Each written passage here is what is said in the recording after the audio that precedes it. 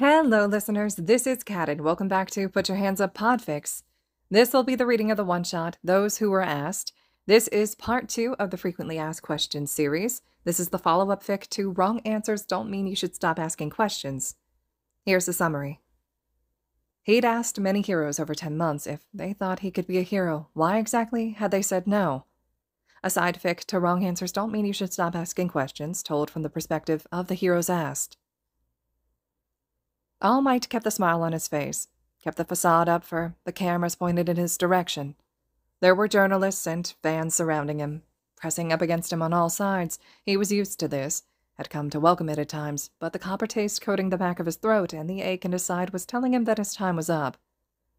There were few worse places to reveal his secret than in a crowd of reporters with cameras already recording. He started to slowly inch away to the edge of the group, where the police barrier had stopped people from gathering so thickly. Today would not be the day his secret was revealed to the world. He shifted his head to look at the singed street and the heroes that were currently milling around, blocking the kid from view. He supposed it was possible a secret could be exposed today. After all, there wasn't much he could do to police the words of a teen. He'd just have to hope that the respect the kid had as a fanboy would keep him quiet. Signing a few autographs and answering questions with a level of absent-mindedness that only came from years of practice, he thought back to his interaction with the boy.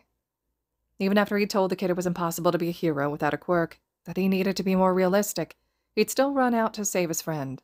Most civilians would be wary enough facing a villain, but facing the same villain that almost killed them less than an hour ago. It was admirable, to say the least. The world needed more selfless heroes who were willing to risk their lives to save people. He'd almost forgotten that drive, until he'd seen the kid face down that sludge villain, and felt moved enough to act. He wanted to speak to the kid again to see if his feet had moved on their own like so many heroes before him, but that would be impossible at the moment. All Might was still surrounded, and the boy was talking to the other on-scene heroes withdrawn and shaking. There were far too many people around to talk, especially if the kid was worthy of being his successor. His injury was something that would eventually come to public light, but he would die before giving away the secret of One for All. After answering a few more questions, he managed to make it out of the crowd, jumping a street over and letting go of his form. His muscles screamed in protest for going past his daily limit, so he was restricted to walking instead of dashing as he looked for a street that the kid would hopefully walk past on his way off the scene. The boy seemed polite, with a heroic spirit, and with a quirk like One for All, he could potentially do some real good for the world. The way he'd asked his question reminded All Might of himself, on the day he'd spoken to Nana, full of dreams and aspirations but unable to fulfill them without a quirk. The afternoon progressed, vestiges of those early years following him, but he didn't stumble across the boy again. So he shook his head, letting the memories dissipate with the action. He had shopping he needed to replace. He didn't regret chasing after that sludge villain, but it was annoying that he'd lost several days' worth of groceries for it, and didn't want to have to wander the streets at night in this form. As he abandoned his search, he felt a sense of loss settle at the edge of his mind, the kind that told you an opportunity had been missed, that something could have been gained but had escaped your grasp. However, that feeling was easy enough for him to ignore. It was not rare, in fact, as he often wondered what he could have had if his path had differed by even the smallest amount when he came home to an empty apartment. So he walked back to the shops, letting the green-haired boy he left behind drift to the back of his mind. The whole incident had been a mess. Death Arms was furious at how incompetent he and the other heroes had come off, unable to save one kid from a villain. It wasn't like he could actually do anything in a fight against the vicious villain. His attacks would have just sunk into that sludge-like body. The other heroes should have put their quirks to better use or run off to get someone who could actually help instead of lingering on the scene. The only hero who hadn't pissed Death Arms off was Backdraft, who had been trying to put out the fires that had been started. Now, after All Might's intervention, they were nothing more than glorified street janitors cleaning up the villain after getting their asses saved. Except he wasn't with the others, scooping up sludge into plastic bags. No, he was trying to talk some sense into the idiot that ran into a burning street and attacked a villain despite police and heroes telling him to stay back. He wasn't sure how much was getting through, though, the kid staring up at him blankly while he spoke. He was halfway through, outlining exactly why you should never cross police lines when... Can someone without a quirk become a hero? What the fuck? If several pro-heroes with great quirks couldn't help in a villain fight, what made this kid think he could do anything? Especially when he'd just thrown himself into a fight and just gotten in the way. He refused to believe that the few seconds the kid bought made a difference. Are you serious? He paused to remember to filter his words so he wouldn't be cussing out a kid in front of whatever cameras weren't occupied by All Might. That was the stupidest decision to run in there. But without a quirk as well, are you suicidal or something? Forget being a hero, you need to get your head in order first. He hadn't met a single quirkless person who had amounted to anything. They'd all been lacking. You're lucky you didn't end up dead, and that All Might interfered when he did. Honestly, kids these days have no idea how the world works. If you really want to be ambitious, then look for a decent office job first. Somewhere where lacking a quirk won't make you a liability. Do you think hero work is a joke? And then the damn kid just stood up and walked away. He felt his knuckles crack as he clenched his hands. You would seriously ignore a hero after I answered your stupid question and just walk away? How much ruder can you get? And he stopped, as the kid paused by backdraft and asked him the same question. How dare you bother other pros as they work for such a frivolous question? Backdraft, the damn rescue hero he was, ignored him along with the kid and answered the question.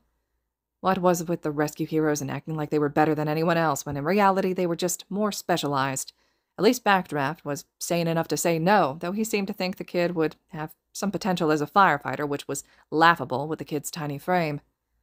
Before he could get another word in, the kid moved on to the next hero. He wanted to grab him and shake him by the collar, but with a reporter still lingering around, he would only get a bad rep for that, regardless of the fact that he was trying to improve the situation by stopping that infuriating kid from interrupting cleanup efforts. That lady looked confused when he asked, the airhead asking if the kid was asking a trick question.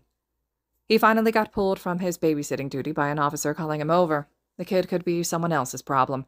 It's not like he could stop him from asking a question, but sooner or later, he would have to realize the answer would be the same. Quirkless people were just too weak to help anyone, and he couldn't understand why the kid hadn't picked up on that from today's incident. By the time they'd finished cleaning up the scene, he'd seen the kid bother every other hero with his question. Then he disappeared with the dregs of the crowd that had appeared to watch the fight, finally getting out of everyone's way. At least that'd probably be the last he ever heard of some rude, tiny, useless, quirkless, green-haired kid. For once, Endeavor was wishing that he didn't have such quick reflexes. Maybe then he wouldn't have been able to redirect that fireball, and the child would have been out of everyone's way. Quirkless, and he had the audacity to ask him if he could be a hero. Approaching? No, the child had just managed to sneak up on him. Too slow once again, too unaware. He would never reach number 1 if some quirkless child could sneak up on him. The number 2 hero as if he didn't have better things to do than pander to the whims of a weak-minded waste of space. Rage still boiled under his skin, making itself known by spitting out embers from his beard, even as Burnham rejoined him. She didn't mention his shift in attitude. Good. They didn't need any more distractions on their patrol. The media had taken too much of their time already. He needed to take down at least one more criminal and maintain his usual patrol apprehension record. And then, when he finalized paperwork and went home, he had to deal with the headache that was training with Shoto. Shoto was everything that person would never be. Useless didn't even begin to describe that green-haired child's existence. Endeavor had designed Shoto so he would have the perfect quirk, if he would get over this childish tantrum and use it properly. And he would become the number 1 hero. Getting into UA was just another step in his path, but with the training he had given Shoto and the recommendation from the number 2 hero, Shoto would get in for sure. After all, he didn't have any other option. He would succeed. He couldn't even imagine what it would have been like if any of his children had been born quirkless. He looked over the people they passed in the street, searching for any sign of attack. No, if they'd been born quirkless, they'd be better off dead than being a drain on society like that child undoubtedly was, becoming a hero, when he wasn't even worth the title of being human. It would be laughable if it wasn't so disgusting. A scream from their left pulled him out of his thoughts, his body already moving to intercept. He better not see that quirkless child ever taking up a hero's time again, when it was better spent helping people who actually mattered. Night had settled over the city by the time Hawks finished up his patrol, gliding down to the balcony outside of his office. He chucked the folder he'd been carrying onto the desk, ignoring how it scattered the mess that was already there. He'd wanted to encourage that crazy kid. Someone confident enough to jump off a building to get a hero to pause and pay attention was sure to do more interesting crazy shit in the future, but he just couldn't.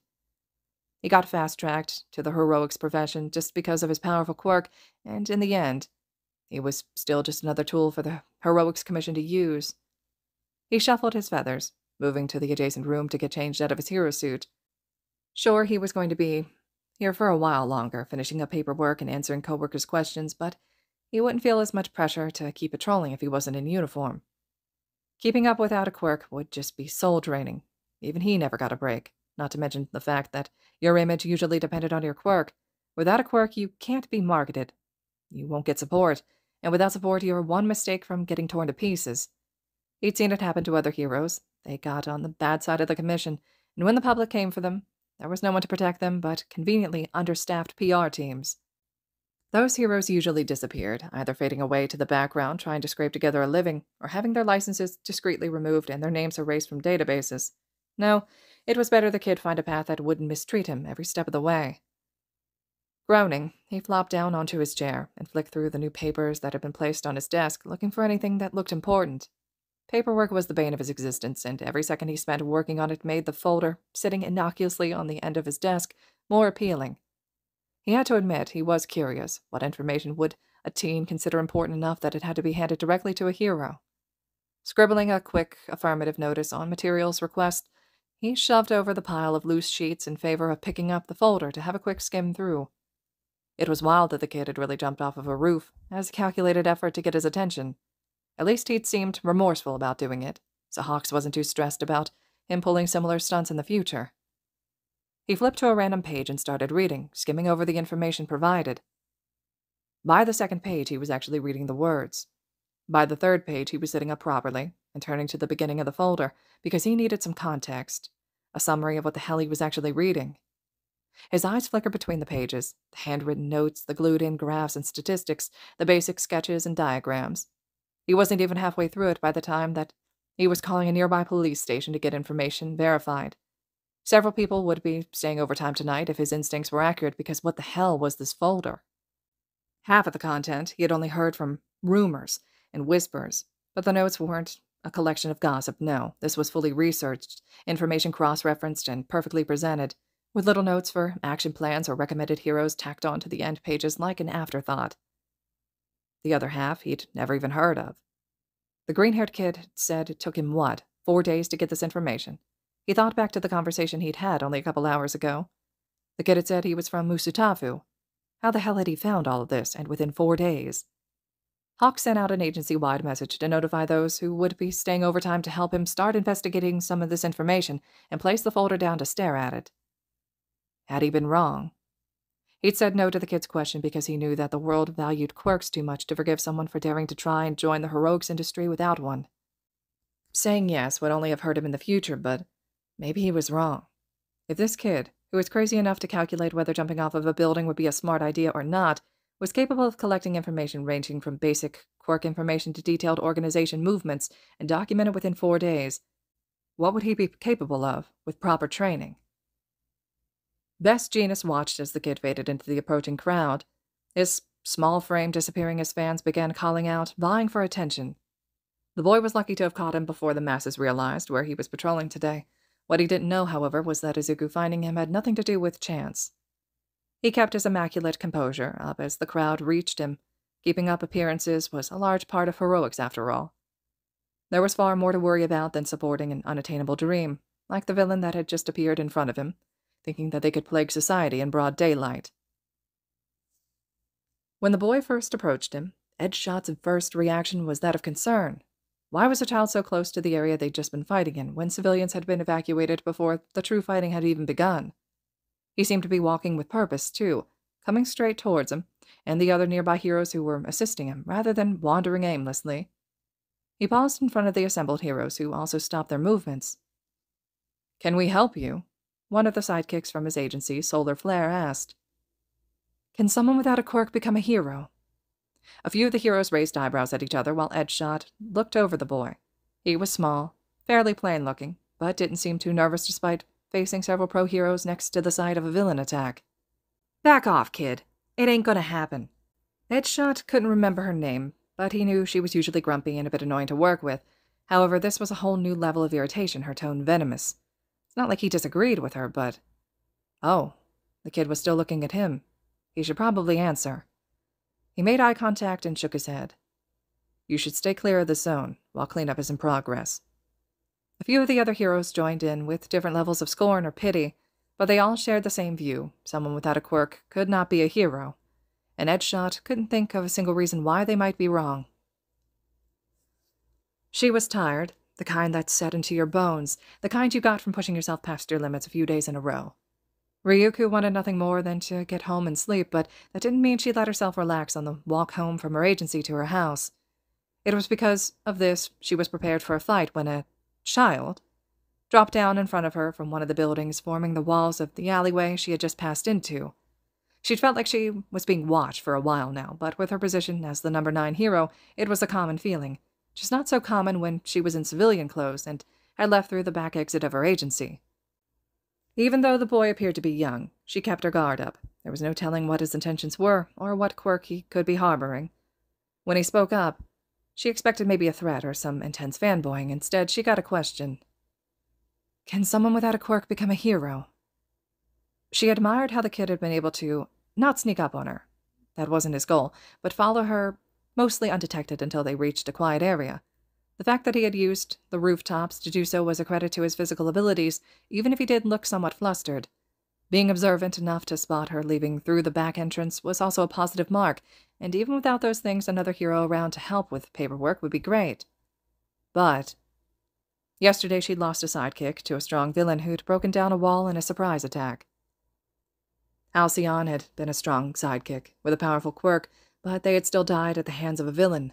The reality of the industry was that mortality rates were high, and looking at the young teen in front of her, she couldn't bring herself to encourage him. If people with powerful quirks died in the field, then any quirkless person in those situations certainly would. Maybe someone a bit more optimistic, without a recent loss, would be able to encourage him, or his friends. And how was she to know that he didn't have any, and hadn't for years? Could support his dream. He shuffled his feet, and she held in a sigh as she gave her answer. She was so tired.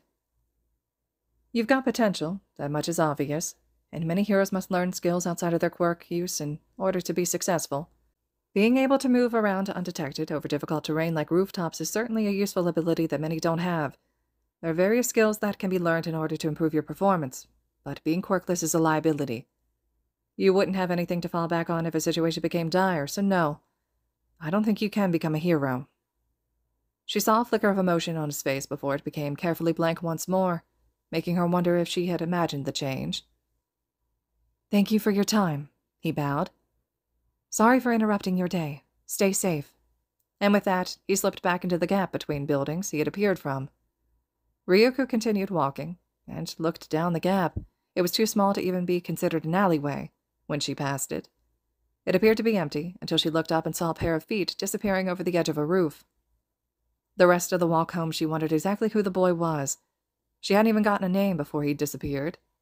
Whatever became of him, she hoped he stayed safe. I don't even have to ask anyone for them to tell me I can't be a hero. If I mention heroes or do something even slightly heroic, they'll tell me that I can never be a pro-hero. I'm quirkless, and that's all they'll ever see me as. It was a sad statement. The boy had been quiet when he'd answered, and Gang Orca had felt his heart go out to the child. Part of him had wanted to assure him, to not join the others that had told him his dream was impossible, but it wasn't a matter of training or ambition. It was simply impossible for someone without a quirk to be a hero. Just because a bird could fly didn't mean that it could win a race meant for jet planes. It was disheartening, but true. Other than the somber last few minutes of the tour, however, it had been wonderful. Thanks to that boy, the attendance rate for the tour had been 100%, a rarity when he was the one leading it. The children had all listened to him, had even begun to like him by the end. One had even said that he was their new favorite hero, and Gang Orca's heart had felt like it was about to melt. All because the boy had spoken up on his behalf, showing his skill in subtle manipulation and his leadership potential.